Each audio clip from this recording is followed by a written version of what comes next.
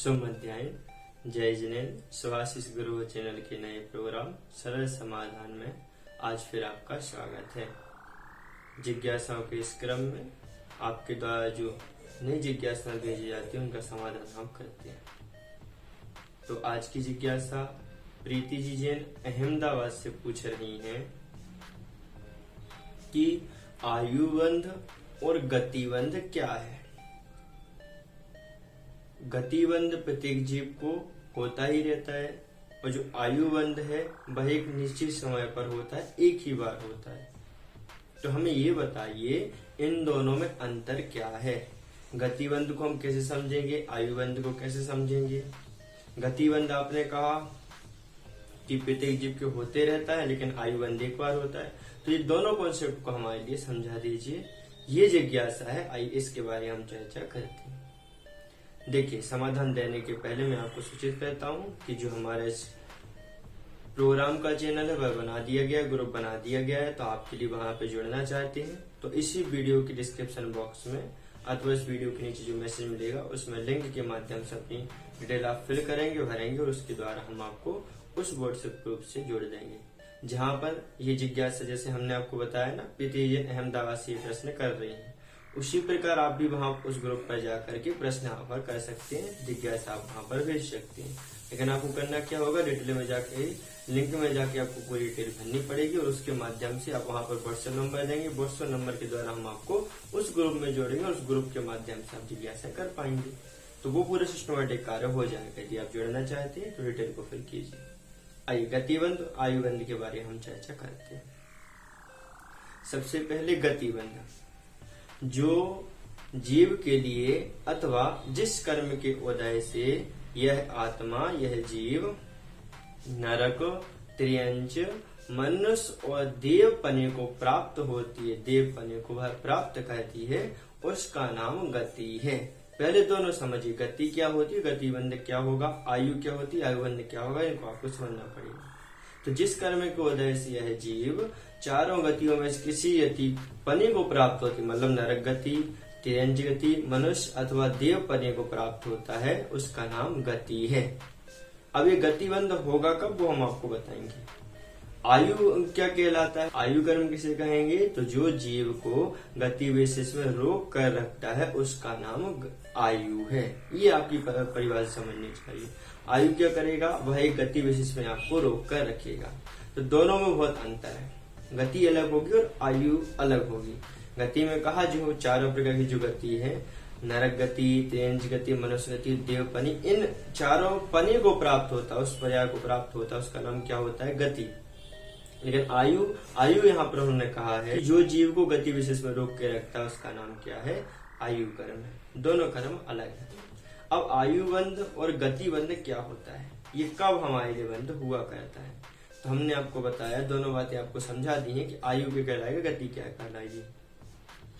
तो जो गतिबंध है वह गतिबंध तो 8वें गुण स्थान तक प्रत्येक जीव को प्रत्येक समय लगातार होते रहता है। ध्यान से सुनिए, गतिबंध जो हम आपको बता रहे हैं, यह गतिबंध जो है, यह गतिबंध 8वें गुण स्थान तक प्रत्येक जीव को हर समय होते रहता है।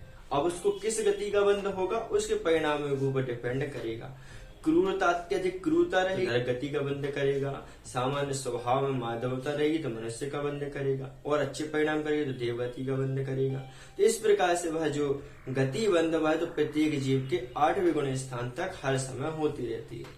लेकिन जो आयु बंध है इसका एक प्रॉपर सिस्टम है। यह जो आयु बंध है यह आयु के त्रिभाग के द्वारा हुआ करता है, अवकाश काल के द्वारा यह हुआ करता है। ये क्या कहलाता है, इसको ध्यान से समझेंगे।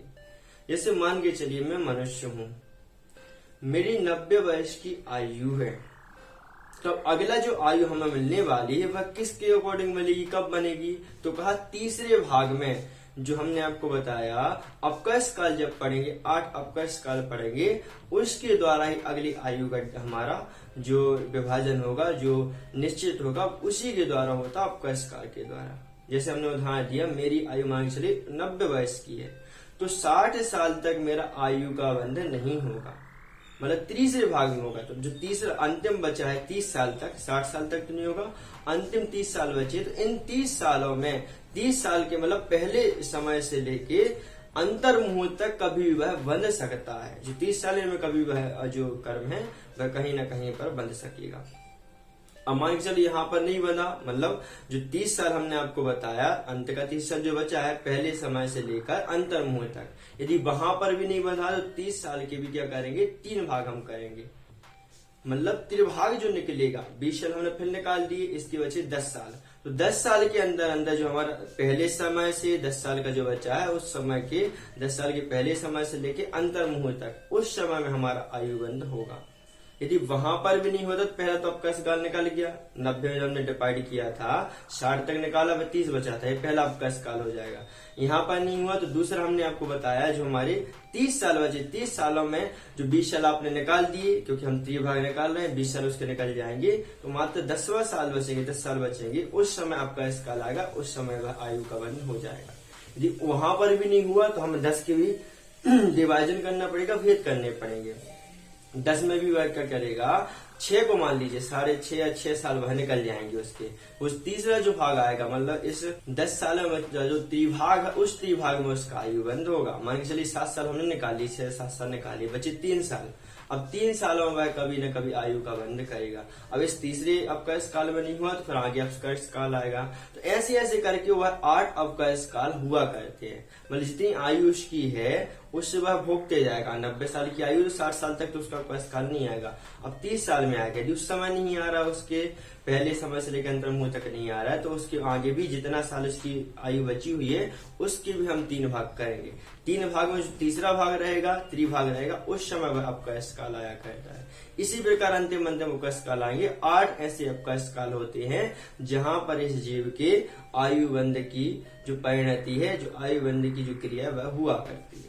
यदि ऐसे समय में भी नहीं होता, 8 का अवकाश काल में नहीं होता है, तो शास्त्रों में कहा है, गौमर सार जीव कांड आदि ग्रंथों में कहा, सीधवलक की पुस्तक में भी कहा है कि यह जीव अंतिम समय में जो असंक्षेपाध्या काल रहता है, उस समय तो आयु कर्म का बंध कर ही लेता है, आयु का बंध वह कर लेता है। असंक्षेपाध्या काल में तो उसका आयु का बंध हो जाएगा। असंक्षेपाध्या काल अर्थात आवली का संख्यात्व भाग, आवली का जो संख्यात्व भाग रहेगा उसको हम असंक्षेपाध्या काल कहते हैं। इस समय उसका आयु का बंध हो ही जाएगा, क्योंकि वह अगले जन्म का क्या बनेगा, कहाँ पर जन्म लेने वाला, वो आयु कर्म के ऊपर डिपेंड करता है। इस कारण से उसको यहाँ पर यदि उसने आज का अवकाश काल में नहीं किए तो अंतिम जो असंक्षेपाध्या काल रहेगा, मतलब संख्यात्व भाग, आवली का संख्यात्व भाग रहेगा, उस समय वह क्या कर लेगा, आयु का बंध वह कर लिया करता है। तो ऐसे यह आयु का बंध उसका होगा, इस प्रकार से आयु का बंध उसका चलेगा। अब इसमें एक नियम आपको समझना चाहिए कि जो हमने आपको बताया कि जो गतिबंध व गतिबंध तो उसका 8वें गुण स्थान तक प्रत्येक जीव के प्रत्येक समय तक चलता रहेगा, जैसा वह भाव करेगा। लेकिन जो आयुबंध व आयुबंध इस प्रकार के 8 अवकाश काल के द्वारा करा करता है। और यदि उस समय उसका नहीं होता है तो आयु कर्म का जो असंक्षेपाध्या काल मात्र बचा है अपनी आयु का, उस समय मतलब आवली का संख्यात्व भाग बचा है, उस असंख्यात भाग तक तो उसका आयु का बंध हो जाएगा। उसी का अकॉर्डिंग जो बंध करेगा, वो जैसे परिणाम करेगा, उसी के अकॉर्डिंग उसको अगली आयु मिल जाएगी। ये आपको समझना चाहिए। और हाँ, जो अगली पर्याय जो रहेगी वह गति के अनुसार नहीं होगी, गति बंध के अनुसार नहीं मिलती है, बल्कि वह पर्याय तो आयु बंध के अनुसार मिला करती है। तो दोनों बात आपको समझनी चाहिए। गति बंध क्योंकि उसका हर समय चलते रहता है, 8वें स्थान तक प्रत्येक समय चल रहा है प्रत्येक जीव के, लेकिन आयु बंध के अनुसार उसको अगला भाव मिलेगा, गति बंध के अनुसार उसको अगला भाव नहीं मिलेगा। अतः आपको दोनों बात यहाँ पर समझना चाहिए। इस जिज्ञासा का समाधान ये होता है, गतिबंध आयुबंध क्या होती है, तो आपको सामान्य से हम बताएं। गतिबंध तो 8वें गुण स्थान तक प्रत्येक जीव के हमेशा चलती रहती है, उसके जैसे परिणाम बनेंगे उसकी गतिबंध वैसी होती रहेगी। कभी उसके संबंध परिणाम हो जाएंगे तो देवगति का ही बंध कर सकता है, मनुष्य गति का ही बंध कर सकता है। क्रूर परिणाम होगा तो नरक होती गति का बंध करेगा। गतिबंध प्रत्येक समय चलेगी 8वें गुण स्थान तक।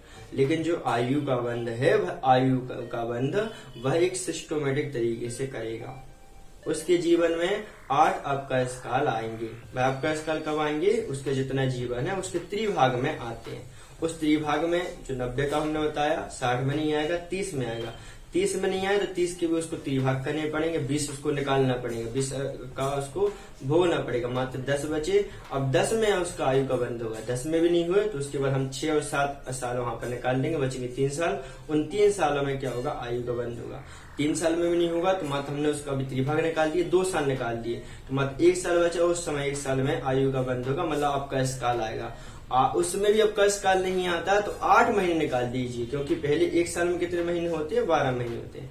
8 महीने निकाल दीजिए, तो 8 महीने निकालने के बाद जो उसके 3 महीने बचेंगे, 4 महीने बचेंगे, इस 4 महीने में क्या होगा, उसका आयु का बंध वहां पर होता है। और वहां पर भी नहीं होंगे तो यदि आपका इस काल बचा हुआ है तो जो हमारे 4 महीने बचे, उस 4 महीने में 3 महीने निकाल दीजिए, 1 महीना जो बचेगा उसमें आयु का बंध उसका हो जाएगा। और इन 8 आपका इस काल में यदि आयु का बंध नहीं होता है तो शास्त्रों में कहा वह जीव असंक्षेपाध्या काल में तो आयु का बंध कर ही लेता है। असंक्षेपाध्या काल अर्थात आवधि का संख्यात भाग, उस संख्यात विभाग में आयु का बंध कर लेगा। और इसी आयु कर्म के अकॉर्डिंग, इसी के अनुसार ही उसकी अगली प्रयाग क्या मिली है, इसी के अनुसार होती है, आयु कर्म के द्वारा ही होती है, गति के द्वारा नहीं होती। गति बंध के द्वारा उसकी आयु का विभाजन नहीं होगा। अगली प्रयाग उसको क्या मिलने वाली है, ये आयु कर्म डिपेंड करता है, गति बंध के ऊपर ये डिपेंड नहीं करता है, आपको समझना चाहिए। दोनों बातें आपको क्लियर होती हैं, ठीक है। तो इसी प्रकार आपकी जितनी जिज्ञासा है, जो नए लोग भी यहाँ पर जुड़े हुए हैं उनको मैं बता दूं कि जितनी भी आपकी जिज्ञासा रहती, सैद्धांतिक, मॉरल और जो सामान्य जिज्ञासा रहती है, उनका समाधान हम अपने चैनल के माध्यम से करते हैं। तो इस चैनल का हमने एक ग्रुप बनाया है, व्हाट्सएप ग्रुप बनाया, उसमें जुड़ना चाहते हैं तो इस वीडियो के डिस्क्रिप्शन बॉक्स में अथवा इसके वीडियो के नीचे एक मैसेज मिलेगा, उसमें जो अंत में लिंक रहेगी, उस लिंक में जाकर आपका पूरा नाम, पता और कहाँ के आप रहने वाले उसको व्हाट्सएप नंबर जोड़ना है। बहुत से लोगों ने अपना नाम आदि लिखा लेकिन उसमें व्हाट्सएप नंबर नहीं दिया है, बहुत से लोगों ने फिल तो किया लेकिन खाली ही छोड़ दिया, उससे कुछ नहीं होने वाला है। जो लोग अपना पूरे सिस्टमेटिक काम करेंगे उनको ही हम व्हाट्सएप ग्रुप से जोड़ पाएंगे। इसलिए आपसे निवेदन ये रहेगा, यदि आप जितना भी लोगों को जोड़ेंगे वो अच्छा रहेगा, आप जुड़ जाइए, अन्य लोगों तक भी शेयर कीजिए, जिससे उनको भी स्वाध्याय करने का, जो उनकी कठिन जिज्ञासा है उनका समाधान प्राप्त करने का लाभ प्राप्त हो जाएगा, ठीक है। तो ये जो जिज्ञासा थी ये अहमदाबाद से जिज्ञासा थी। इसी प्रकार यदि आप जिज्ञासा करना चाहते हैं, हमारे व्हाट्सएप ग्रुप से तो पूरे भारत के लोग जुड़े हुए हैं, हर एक प्रदेश के लोग जुड़े हुए हैं। यदि आप भी जुड़ना चाहते हैं तो वहां पर आप आइए, पूरा कार्य आपका सिस्टमेटिक होगा। और आपकी हर एक जिज्ञासा का समाधान व्हाट्सएप यहाँ पर यूट्यूब के माध्यम से नहीं हो पाएगा। हर एक जिज्ञासा समाधान तो होगा लेकिन यूट्यूब से किसका होगा, जो अच्छी जिज्ञासा होगी, जो हमें लगेगी हाँ सबकी कार्य की जिज्ञासा है, काम की, उसके जिज्ञासा का समाधान वहां पर हो पाएगा। सब लोग निश्चिंत रहें, अच्छी जिज्ञासा ही भेजें। और सामान्य जिज्ञासा रहती तो आप देखती हैं व्हाट्सएप पर जो भी जिज्ञासाएं आती हैं उनका समाधान जैसे ही समय मिलता है हमको, उसका समाधान हम आपको दिया करते हैं, ठीक है। इसी प्रकार आप बने रहिए। यदि नए बने चैनल से सब्सक्राइब जरूर कर लीजिए, लाइक करके जाइए वीडियो को यदि पसंद आती है, और हाँ जो बात आपको कठिन लगती है तो उसको कमेंट बॉक्स में कमेंट कीजिए। और एक बात और आपको बता दें, जो लोग व्हाट्सएप ग्रुप पर जिज्ञासा भेजते हैं उनसे निवेदन ये रहेगा कि आप यूट्यूब पर भी जिज्ञासा भेजे, यूट्यूब पे भी वो जिज्ञासा भेजे और ग्रुप पे भी भेजे। उससे क्या होगा, बहुत से लोग यूट्यूब पर देखते हैं, वो कमेंट से देखते हैं, तो कमेंट में जो हम आपको वहां पर भी आंसर देंगे और वहां पर व्हाट्सएप ग्रुप पे भी आंसर देंगे, तो बहुत से लोगों को उससे लाभ मिल पाएगा। दोनों ही जगह आपको उसको कॉपी करके एक बार लिख लीजिए, कॉपी करके दोनों जगह पर भेजिए, दोनों जगह पर आपको जिज्ञासा का समाधान मिल पाएगा। अच्छी जिज्ञासा रहेगी तो उसका समाधान यूट्यूब के द्वारा आपको प्राप्त होगा। इस क्लास में इतना ही। यदि क्लास पसंद आई हो तो आप जरूर बताइए कमेंट करके। अगली क्लास में एक नई जिज्ञासा के साथ मिलेंगे, तब तक के लिए नमस्कार, जय श्री राम।